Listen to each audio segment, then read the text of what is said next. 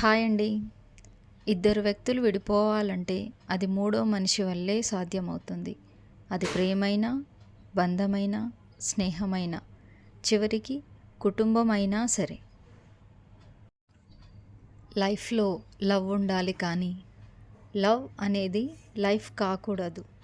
ఇది అర్థం చేసుకున్న వాళ్ళు జ్ఞాపకాలను తలుచుకొని బ్రతుకుతున్నారు.